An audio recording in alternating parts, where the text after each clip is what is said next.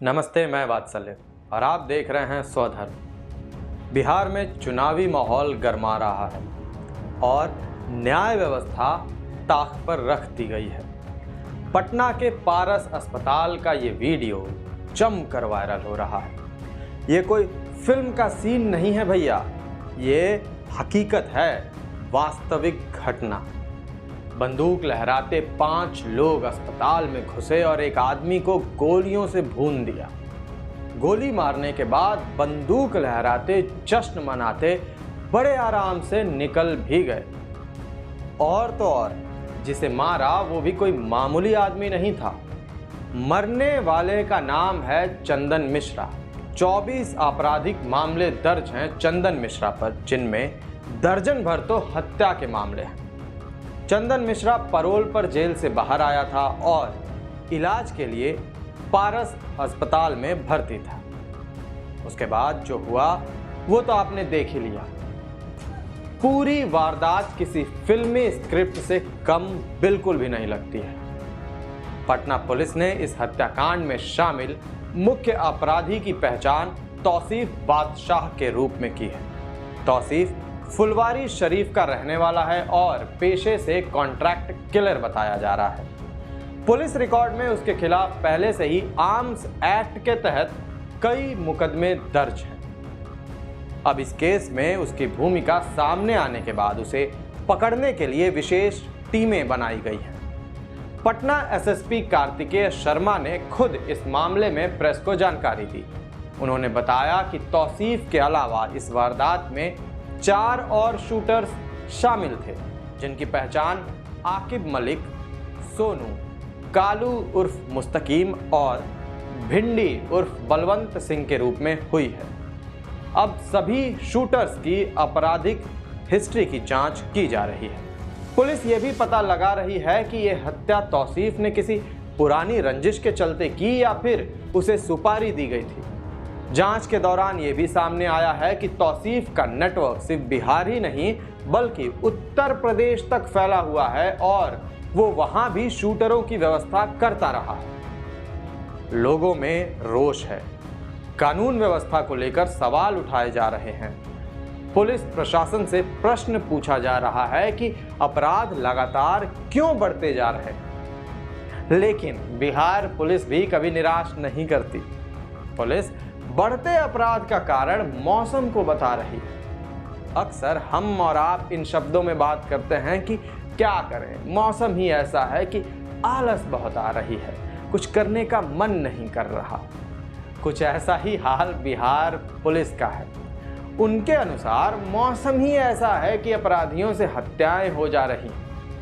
बिहार के अपर पुलिस महानिदेशक यानी एडीजी कुंदन कृष्णन ने हाल ही में एक विवाद को जन्म दिया है, जब उन्होंने ये दावा किया कि राज्य में हत्याओं में आई हालिया बढ़ोतरी का संबंध मॉनसून से पहले खेतों में काम की कमी से है।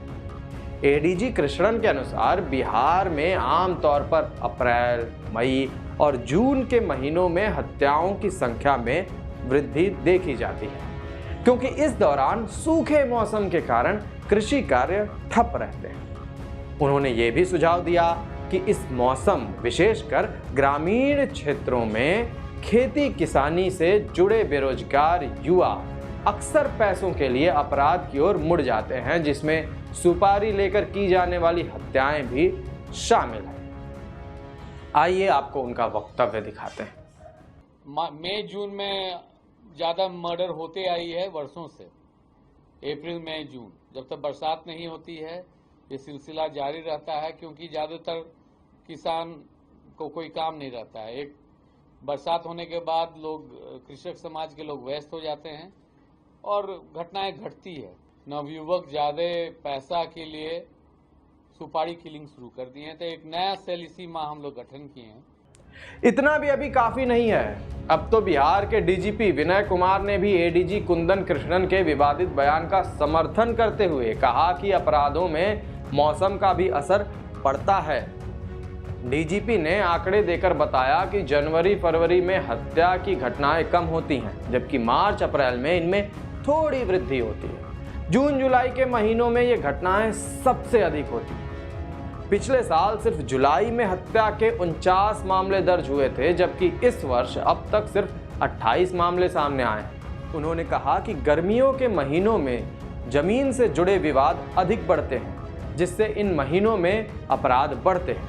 वहीं सर्दी के महीनों में विशेषकर दिसंबर में डकैती की घटनाएं ज़्यादा होती हैं। इसके अलावा डीजीपी विनय कुमार ने कहा कि पुलिस हर आपराधिक घटना पर सख्ती से कार्रवाई कर रही है। लगातार मामलों का खुलासा किया जा रहा है। अब जब बात बिहार की हो रही है तो यूपी की भी खबर ले लेते हैं। यूपी के पुलिस महानिदेशक राजीव कृष्णा ने 2017 यानी जब योगी आदित्यनाथ यूपी के मुख्यमंत्री बने थे तब से अब तक के एनकाउंटर्स के आंकड़े प्रस्तुत किए। पुलिस महानिदेशक राजीव कृष्णा ने जानकारी देते हुए कहा, पिछले 8 वर्षों में कुल 14,973 ऑपरेशंस को अंजाम दिया गया, जिनके तहत 30,694 अपराधियों को गिरफ्तार किया गया।